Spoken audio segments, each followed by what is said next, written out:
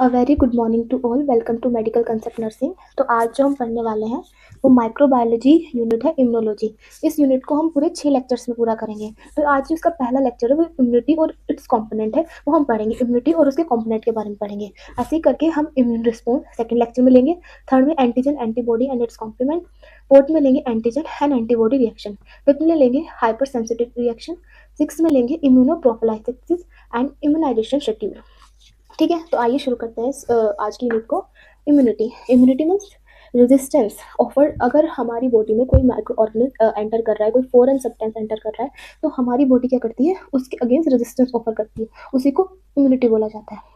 तो इम्यूनिटी हमारी दो टाइप की होती है, इन्नेट इम्यूनिटी और एक्वायर्ड या फिर अडेप्टिव इम्यूनिटी।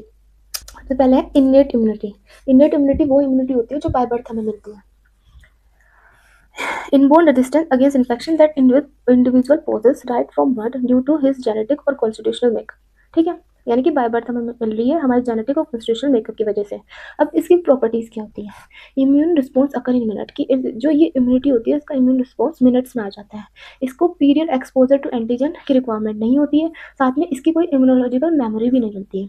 ठीक है, होस्ट सेल जो होता है नॉन स्पेसिफिक होता है। अब इस चीज़ को ऐसे समझो कि जो इन्नेट इम्यूनिटी है इसमें क्या होता है, एक ही टाइप के रिसेप्टर होते हैं, टोल लाइक रिसेप्टर होते हैं। अब उसके सामने अब कोई भी माइक्रो ऑर्गेनिज्म आ जाए, कोई भी किसी भी तरह का माइक्रो ऑर्गेनिज्म, वायरस, बैक्टीरिया आ जाए, वो उसके अगेंस्ट ना एक ही जैसा मतलब रिएक्शन देगी।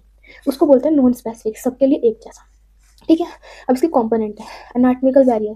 जो स्किन होगी, हमारी म्यूकस मेम्ब्रेन होगी, वो इसमें आता है। और ये इसके एग्जांपल भी है इन्नेट इम्यूनिटी के, जो हमें बाय बर्थ मिल रहे हैं, क्योंकि स्किन और म्यूकस मेम्ब्रेन सब हमें बाय बर्थ मिलता है। Host immune cell.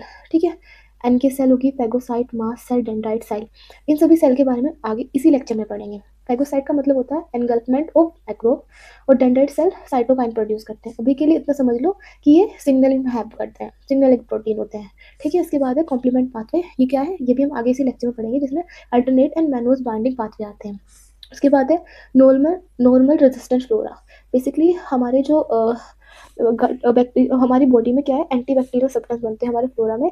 तो वो भी क्या, एक टाइप की इम्यूनिटी प्रोवाइड कर रहे हैं बैक्टीरिया को मार के किल करके। लास्ट है fifth, acute phase reactant protein. अब इसको समझते हैं कि ये एपीआर क्या होता है।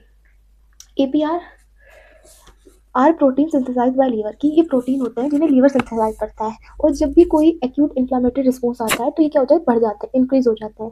इसका एग्जांपल है सी रिएक्टिव प्रोटीन। बेसिकली हम इन्हें यूज़ क्या करते हैं, जब भी कोई ब्लड डायग्नोसिस हो गया तो उस ब्लड डायग्नोसिस में ये सी रिएक्टिव प्रोटीन जैसे बढ़ा आएगा। तो ये मतलब इन्फ्लामेटरी रिस्पॉन्स है, मतलब इन्फ्लामेशन हो गई है, तो उसको डिटेक्ट करने में हेल्प करता है APR, acute phase reactant protein. ठीक है, यहाँ पे एग्जाम्पल पे लिखा है सीपीआर। अब हम पढ़ते हैं एक्वायर्ड इम्यूनिटी। एक्वायर्ड इम्यूनिटी वो इम्यूनिटी है जो इंडिविजुअल अडेप्ट करता है। इंडिविजुअल एक्वायर और adapt during the course of his life, कि अपनी लाइफ में जो उसने अडेप्ट किया है। इसकी प्रॉपर्टीज होती है कि इसका इम्यून रिस्पॉन्स आने में दिन लग जाते हैं, कुछ दिन लग जाते हैं, 2 से 3 दिन, हफ्ते लग जाते हैं। ठीक है, period exposure to antigen required, कि जो एंटीजन है उससे जो है हमारी इम्यूनिटी का पहला एक्सपोजर होना चाहिए। ठीक है, इम्यूनोलॉजिकल मेमोरी रिक्वायर्ड, कि हमारी बॉडी के पास क्या है, मेमोरी बनी होनी चाहिए। ठीक है, स्पेसिफिक होस्ट सेल रिसेप्टर, कि इसमें क्या होता है, अगर एक टाइप का बैक्टीरिया, एक मान लो ए टाइप का बैक्टीरिया वो हमारी बॉडी में आ रहा है, ठीक है, तो उसके लिए अलग रिसेप्टर होंगे। कोई बी टाइप का बैक्टीरिया हमारी बॉडी में आ रहा है तो उसके लिए अलग रिसेप्टर होंगे। तो इसमें रिसेप्टर के एग्जाम्पल है T cell receptor, B cell receptor. ठीक है, टी सेल, बी सेल, इनके बारे में हम इसी लेक्चर में आके बात करेंगे। पांचवा इसके कॉम्पोनेंट, के कौन कौन से कॉम्पोनेंट होते हैं, T cell, B cell, classical complement pathway. तो इनके बारे में इसी लेक्चर में जब हम कॉम्पोनेंट पढ़ेंगे इम्यूनिटी के तो उसमें बात करेंगे। अब आगे जो हम पढ़ रहे हैं वो है कुछ अदर टाइप की इम्यूनिटी भी होती है, जैसे कि लोकल या म्यूकोसनल इम्यूनिटी। तो किसी पर्टिकुलर एरिया पे अगर म्यूकस प्रेजेंट है, ठीक है, ठीक है, तो वहाँ पे क्या है, एक इम्यूनिटी होती है, immune response that is active at mucosal surface, like mucus है तो वो वाली इम्यूनिटी। ठीक है, उसको बोलते हैं लोकल म्यूकोसनल इम्यूनिटी। सेकेंड है हर्ड इम्यूनिटी। हर्ड का मतलब होता है कम्युनिटी, जैसे कि यहाँ पे लिखा भी है, हर्ड का मतलब है कम्युनिटी। तो किसी एक पूरी कम्युनिटी के पास इम्यूनिटी प्रोवाइड है टूवर्ड पैथोजन, कि पैथोजन के अगेंस्ट में उस पूरी कम्युनिटी के पास इम्यूनिटी प्रोवाइड है, तो उसको हर्ड इम्यूनिटी बोलते हैं। अब जो हर्ड इम्यूनिटी होती है इसका एक बहुत इंपॉर्टेंट रोल होता है प्रिवेंट करने में एपिडेमिक डिसीज। एपिडेमिक मतलब एक पर्टिकुलर एरिया है उसमें कोई बीमारी फैल रही है, तो उसको प्रिवेंट करने में इन डिसीज का बड़ा रोल होता है, इन इम्यूनिटी का बड़ा रोल होता है।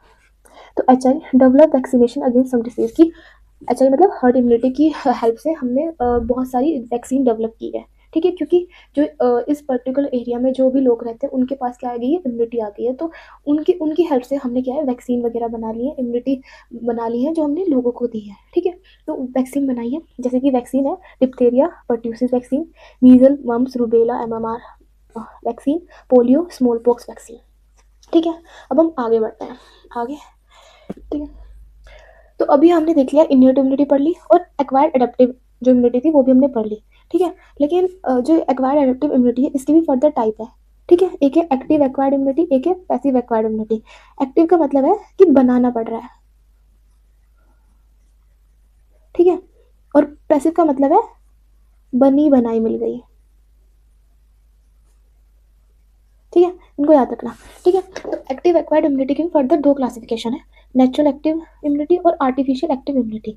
नेचुरल एक्टिव इम्यूनिटी को ऐसे समझो कि मान लो कोई भी हम सभी को ना बचपन में एक बार तो चिकन पॉक्स हुआ होता है, तो वो चिकन पॉक्स कुछ टाइम में खुद ही ठीक हो जाता है। तो बेसिकली उसमें क्या होता है, एक पैथोजन हमारी बॉडी में आया है, हमारी बॉडी को उसके अगेंस्ट इम्यूनिटी बनाने में टाइम लगा है, लेकिन एक टाइम पे बन गई है, यानी एंटीबॉडीज बन गई है, साथ में मेमोरी सेल भी बन गई है। ठीक है, और हम ठीक हो जाते हैं। तो ये क्या है, नेचुरल एक्टिव इम्यूनिटी की नेचुरल तरीके से खुद ही पैथोजन बाहर से आया है, एक्टिवली हमारी बॉडी ने खुद से ही इम्यूनिटी बनाई है। ठीक है, उसके बाद आता है आर्टिफिशियल एक्टिव इम्यूनिटी। आर्टिफिशियल का मतलब है कि मतलब हम बाहर से डाल रहे हैं। ठीक है, एक्टिव मतलब खुद बन रही है इम्यूनिटी। तो इसमें जितने भी वैक्सीन है वो आती है। बेसिकली वैक्सीन में क्या होता है, या तो कोई भी जो भी पैथोजन है हम उसको वीक कर देते हैं या फिर डेड करके बॉडी में डाल देते हैं। फिर बॉडी क्या करती है, उसके अगेंस्ट क्या बनाती है, इम्यूनिटी बनाती है, एंटीबॉडीज बनाती है। ठीक है, तो जितनी भी वैक्सीन है वो इसके अंदर आएगी, क्योंकि आर्टिफिशियली हम डाल रहे हैं लेकिन जो इम्यूनिटी है वो बॉडी खुद बना रही है। ठीक है, उसके बाद आता है पैसिव एक्वायर्ड इम्यूनिटी। पैसिव का मतलब बनी बनाई इम्यूनिटी बाहर से मिल रही है। ये फर्दर दो उसमें क्लासिफाई है, नेचुरल पैसिव इम्यूनिटी और आर्टिफिशियल पैसिव इम्यूनिटी। जो नेचुरल पैसिव इम्यूनिटी है, यानी कि इसमें नेचुरल तरीके से बनी बनाई इम्यूनिटी डल रही है। इसके एग्जाम्पल है आईजी थ्रू प्लेसेंटा कि जो बेबी को मिलता है, आईजीए थ्रू ब्रेस्ट मिल्क जो पहला मिल्क होता है कोलेस्ट्रम, उससे एंटीबॉडी ए मिलती है। ठीक है, ये सारे किसके नेचुरल पैसिव इम्यूनिटी के। अब आती है आर्टिफिशियल पैसिव इम्यूनिटी। आर्टिफिशियल यानी कि बाहर से डाल रहे हैं, पैसिव बनी बनाई इम्यूनिटी बाहर से डाल रहे हैं। ठीक है, इसमें आगे TT tetanus toxoid, rabies immunoglobulin, और जैसे कि एंटी स्नेक वेनम। मान लीजिए आपको किसी सांप ने काट लिया, अब उस सांप के वेनम के अगेंस्ट जो इम्यूनिटी हम बाहर से डालते हैं, एंटी स्नेक वेनम। ठीक है, वो डालते हैं इम्यूनिटी जो कि जो स्नेक वेनम है उसके अगेंस्ट इम्यूनिटी प्रोवाइड करती है। ठीक है, अब आगे बढ़ते हैं।